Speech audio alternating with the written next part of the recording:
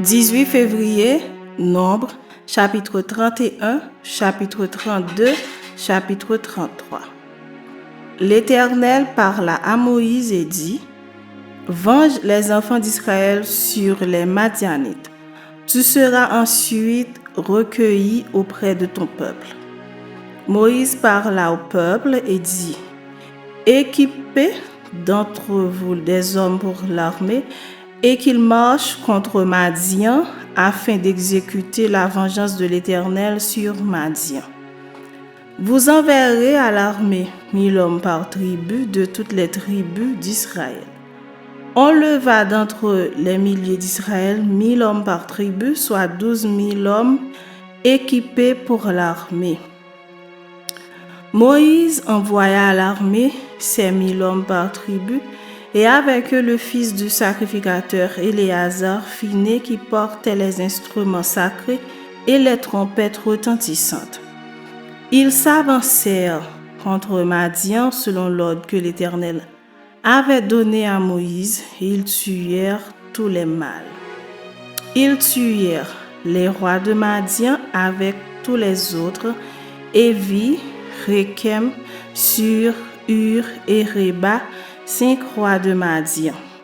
Ils tuèrent aussi par l'épée Balaam, fils de Béor. Les enfants d'Israël firent prisonnières les femmes des Madianites avec leurs petits-enfants, et ils pillèrent tout leur bétail, tous leurs troupeaux et toutes leurs richesses. Ils incendièrent toutes les villes qu'ils habitaient et tous leurs enclos. Ils prirent toutes les dépouilles et tout le butin, personnes et bestiaux. Et ils amenèrent les captifs, le butin et les dépouilles, à Moïse, au sacrificateur Éléazar et à l'assemblée des enfants d'Israël, campés dans les plaines de Moab, près du Jourdain, vis-à-vis de Jéricho. Moïse, le sacrificateur Éléazar, et tous les princes de l'armée sortirent au-devant d'eux hors du camp. Et Moïse s'irrita contre les commandants de l'armée, les chefs de milliers et les chefs de centaines qui revenaient de l'expédition.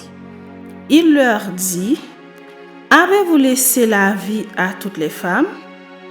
Voici, ce sont elles qui, sur la parole de Balaam, ont entraîné les enfants d'Israël à l'infidélité envers l'Éternel dans l'affaire de Péor. Et alors éclata la plaie dans l'assemblée de l'Éternel. Maintenant, tuez tout mâle parmi les petits-enfants, et tuez toute femme qui a connu un homme en couchant avec lui. Mais laissez en vie pour vous toutes les filles qui n'ont pas connu la couche d'un homme. Et vous, campez pendant 7 jours hors du camp. Tous ceux d'entre vous qui ont tué quelqu'un et tous ceux qui ont touché un mort se purifieront le 3e et le 7e jour, eux et vos prisonniers. Vous purifierez aussi tout vêtement, tout objet de peau, tout ouvrage de poil de chèvre et tout ustensile de bois. Le sacrificateur Éléazar dit aux soldats qui étaient allés à la guerre: Voici ce qui est ordonné par la loi que l'Éternel a prescrite à Moïse.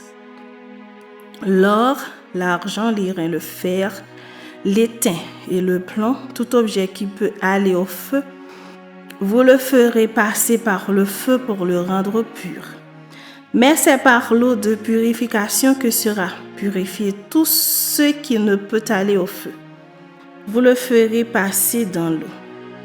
Vous laverez vos vêtements le 7e jour et vous serez purs. Ensuite, vous pourrez entrer dans le camp. L'Éternel dit à Moïse: Fais avec le sacrificateur Éléazar et les chefs de maison de l'assemblée le compte du butin, de ce qui a été pris, personnes et bestiaux. Partage le butin entre les combattants qui sont allés à l'armée et toute l'assemblée. Tu prélèveras sur la portion des soldats qui sont allés à l'armée un tribut pour l'Éternel, savoir 1 sur 500, tant des personnes que des bœufs, des ânes et des brebis. Vous le prendrez sur leur moitié et tu le donneras au sacrificateur Éléazar comme une offrande à l'Éternel. Et sur la moitié qui revient aux enfants d'Israël, tu prendras 1 sur 50, tant des personnes que des bœufs, des ânes et des brebis de tout animal, et tu le donneras aux Lévites qui ont la garde du tabernacle de l'Éternel. Moïse et le sacrificateur Éléazar firent ce que l'Éternel avait ordonné à Moïse. Le butin, reste du pillage de ceux qui avaient fait partie de l'armée, était de 675 000 brebis, 72 000 bœufs, 61 000 ânes et 32 000 personnes ou femmes qui n'avaient pas connu la couche d'un homme. La moitié forme la part de ceux qui étaient allés à l'armée fut de 337 500 brebis, dont 675 pour le tribut à l'Éternel. 36 000 bœufs, dont 72 pour le tribut à l'Éternel. 30 500 ânes, dont 61 pour le tribut à l'Éternel. Et 16 000 personnes, dont 32 pour le tribut à l'Éternel. Moïse donna au sacrificateur Éléazar le tribut réservé comme offrande à l'Éternel, selon ce que l'Éternel lui avait ordonné. La moitié qui revenait aux enfants d'Israël, séparée par Moïse de celle des hommes de l'armée, et formant la part de l'assemblée, fut de 337 500 brebis, 36 000 bœufs, 30 500 ânes et 16 000 personnes. Sur cette moitié qui revenait aux enfants d'Israël, Moïse prit 1 sur 50, tant des personnes que des animaux, et il le donna aux Lévites, qui ont la garde du tabernacle de l'Éternel, selon ce que l'Éternel lui avait ordonné. Les commandants des milliers de l'armée, les chefs de milliers et les chefs de centaines s'approchèrent de Moïse et lui dirent: « Tes serviteurs ont fait le compte des soldats qui étaient sous nos ordres, et il ne manque pas un homme d'entre nous. Nous apportons comme offrande à l'Éternel chacun les objets d'or que nous avons trouvés, chaînettes, bracelets, anneaux, pendants d'oreilles et colliers, afin de faire pour nos personnes l'expiation devant l'Éternel. » Moïse et le sacrificateur Éléazar reçurent de tous ces objets travaillés en or, tout l'or que les chefs de milliers et les chefs de centaines présentèrent à l'Éternel en offrande par élévation, pesait 16 750 cycles. Les hommes de l'armée gardèrent chacun le butin qu'ils avaient fait.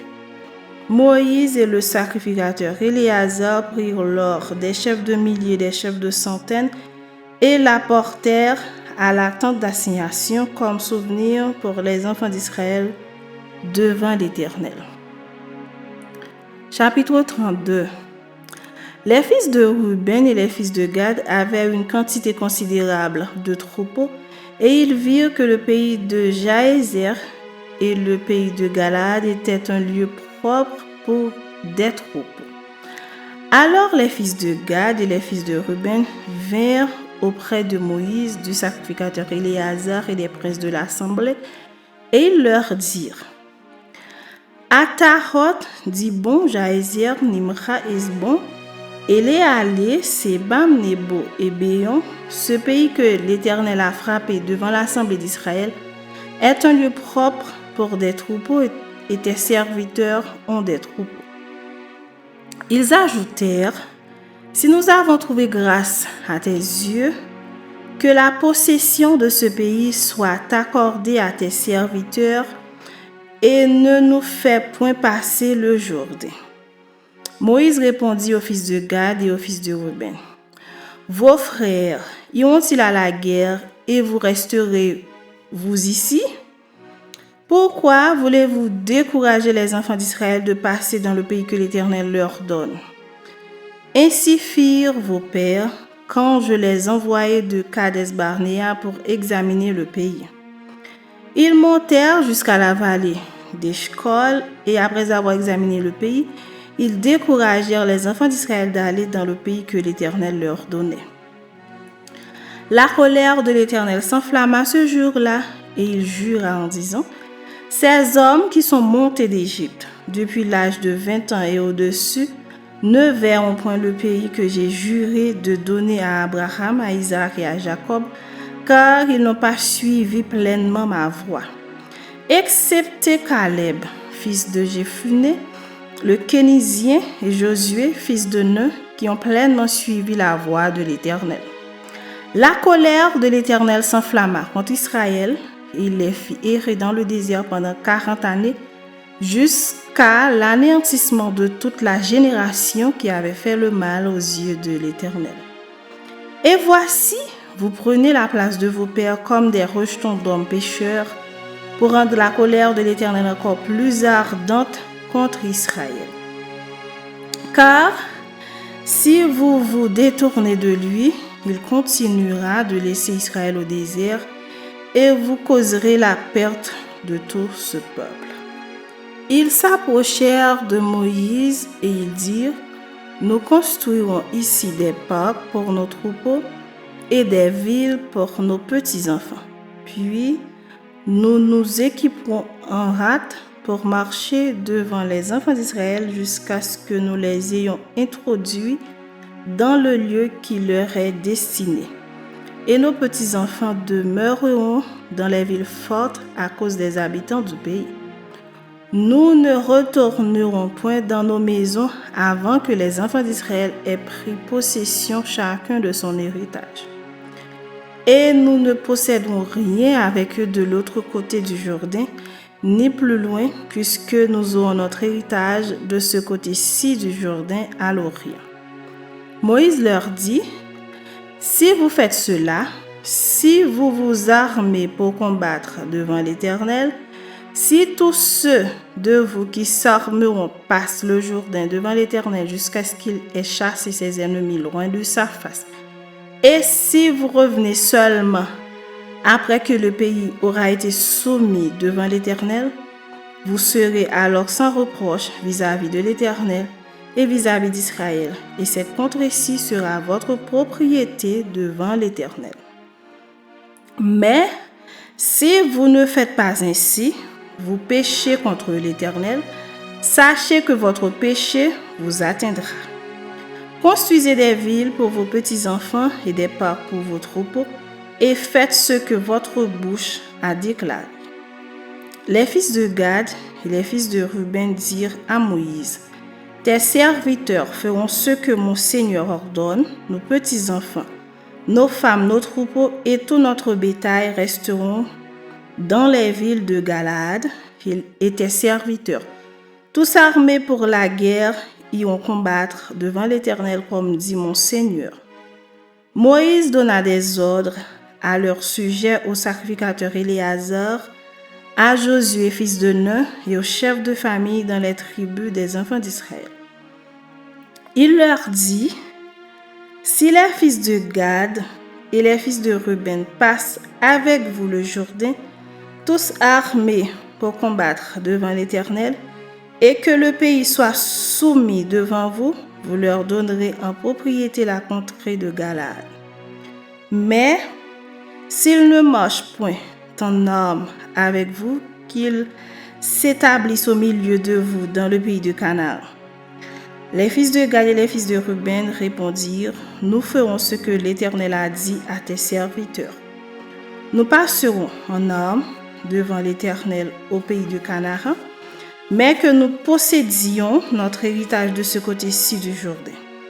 Moïse donna aux fils de Gad et aux fils de Ruben et à la moitié de la tribu de Manassé, fils de Joseph, le royaume de Sion, roi des Amoréens, et le royaume de roi de Bazan, le pays avec ses villes, avec les territoires des villes du pays tout alentour. Les fils de Gad bâtirent Dibon, à Tarot-Taroyer, Atroth-Chofan, Jaézer, Jogbéa, Beth Nimra et Beth Aran, villes fortes, et ils firent des parcs pour les troupeaux. Les fils de Ruben bâtirent Hesbon, Éléalé et Kirjathaïm. Nebo et Baal-Méon, dont les noms furent changés, et Sibma, et ils donnèrent des noms aux villes qu'ils bâtirent. Les fils de Makir, fils de Manassé, marchèrent contre Galaad et s'en emparèrent. Ils chassèrent les Amoréens qui y étaient. Moïse donna Galaad à Makir, fils de Manassé, qui s'y établit. Jaïr, fils de Manassé, se mit en marche, prit les bourgs et les appela bourgs de Jaïr. Nobak se mit en marche, prit Kenath avec les villes de son ressort et l'appela Nobak d'après son nom. Chapitre 33. Voici les stations des enfants d'Israël qui sortirent du pays d'Égypte selon leur corps d'armée sous la conduite de Moïse et d'Aaron. Moïse écrivit leur marche de station en station d'après l'ordre de l'Éternel, et voici leurs stations selon leur marche. Ils partirent de Ramsès le premier mois, le 15e jour du premier mois. Le lendemain de la Pâque, les enfants d'Israël sortirent la main levée à la vue de tous les Égyptiens. Et les Égyptiens enterraient ceux que l'Éternel avait frappés parmi eux, tous les premiers-nés. L'Éternel exerçait aussi des jugements contre leurs dieux. Les enfants d'Israël partirent de Ramsès et campèrent à Sukkot. Ils partirent de Sukkot et campèrent à Étam, qui est à l'extrémité du désert. Ils partirent d'Étam, se détournèrent vers Pi-Hahiroth vis-à-vis de Baal-Séphon et campèrent devant Migdol. Ils partirent de devant Pi-Hahiroth et passèrent au milieu de la mer dans la direction du désert. Ils firent 3 journées de marche dans le désert d'Étam et campèrent à Mara. Ils partirent de Mara et arrivèrent à Élim. Il y avait à Élim 12 sources d'eau et 70 palmiers. Ce fut là qu'ils campèrent. Ils partirent d'Élim et campèrent près de la mer Rouge. Ils partirent de la mer Rouge et campèrent dans le désert de Sin. Ils partirent du désert de Sin et campèrent à Dophka. Ils partirent de Dophka et campèrent à Alush. Ils partirent d'Alush et campèrent à Rephidim, où le peuple ne trouva point d'eau à boire. Ils partirent de Rephidim et campèrent dans le désert de Sinaï. Ils partirent du désert du Sinaï et campèrent à Kibroth Hattaava. Ils partirent de Kibroth Hattaava et campèrent à Hatséroth. Ils partirent de Hatséroth et campèrent à Rithma. Ils partirent de Rithma et campèrent à Rimon-Péret. Ils partirent de Rimon-Péret et campèrent à Libna. Ils partirent de Libna et campèrent à Rissa. Ils partirent de Rissa et campèrent à Kéélata. Ils partirent de Kéélata et campèrent à la montagne de Shapher. Ils partirent de la montagne de Shapher et campèrent à Harada. Ils partirent de Harada et campèrent à Makhelot. Ils partirent de Makhelot et campèrent à Tahat. Ils partirent de Tahat et campèrent à Tahak. Ils partirent de Tahak et campèrent à Mitka. Ils partirent de Mitka et campèrent à Hashmona. Ils partirent de Hashmona et campèrent à Moséroth. Ils partirent de Moséroth et campèrent à Béné-Jaakan. Ils partirent de Béné-Jaakan et campèrent à Or-Gidgad. Ils partirent de Or-Gidgad et campèrent à Jotbata. Ils partirent de Jotbata et campèrent à Abrona. Ils partirent d'Abrona et campèrent à Etjon-Géber. Ils partirent d'Etjon-Géber et campèrent dans le désert de Sin, c'est Kadès. Ils partirent de Kadès et campèrent à la montagne de Hor, à l'extrémité du pays d'Édom. Le sacrificateur Aaron monta sur la montagne de Hor, suivant l'ordre de l'Éternel, et il y mourut la 40e année après la sortie des enfants d'Israël du pays d'Égypte, le 5e mois, le premier jour du mois. Aaron était âgé de 123 ans lorsqu'il mourut sur la montagne de Hor.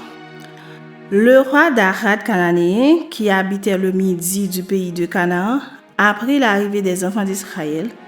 Ils partirent de la montagne de Hor et campèrent à Salmona. Ils partirent de Salmona et campèrent à Punon. Ils partirent de Punon et campèrent à Oboth. Ils partirent d'Oboth et campèrent à Ijé-Abarim sur la frontière de Moab. Ils partirent d'Ijé-Abarim et campèrent à Dibon-Gad. Ils partirent de Dibon-Gad et campèrent à Almon-Diblataïm.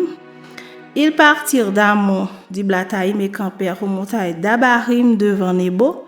Ils partirent des montagnes d'Abarim et campèrent dans les plaines de Moab, près du Jourdain vis-à-vis de Jéricho. Ils campèrent près du Jourdain, depuis Beth-Jéchimoth jusqu'à Abel-Sittim dans les plaines de Moab. L'Éternel parla à Moïse dans les plaines de Moab, près du Jourdain vis-à-vis de Jéricho. Il dit: Parle aux enfants d'Israël et dis-leur, lorsque vous aurez passé le Jourdain et que vous serez entrés dans le pays de Canaan, vous chasserez devant vous tous les habitants du pays, vous détruirez toutes leurs idoles de pierre, vous détruirez toutes leurs images de fonte et vous détruirez tous leurs hauts lieux. Vous prendrez possession du pays et vous y établirez, car je vous ai donné le pays pour qu'il soit votre propriété. Vous partagerez le pays par le sort selon vos familles. À ceux qui sont en plus grand nombre, vous donnerez une portion plus grande, et à ceux qui sont en plus petit nombre, vous donnerez une portion plus petite. Chacun possédera ce qui lui sera échu par le sort. Vous le recevrez en propriété selon les tribus de vos pères. Mais si vous ne chassez pas devant vous les habitants du pays, ceux d'entre eux que vous laisserez seront comme des épines dans vos yeux et des aiguillons dans vos côtés. Ils seront vos ennemis dans le pays où vous allez vous établir. Et il arrivera que je vous traiterai comme j'avais résolu de les traiter.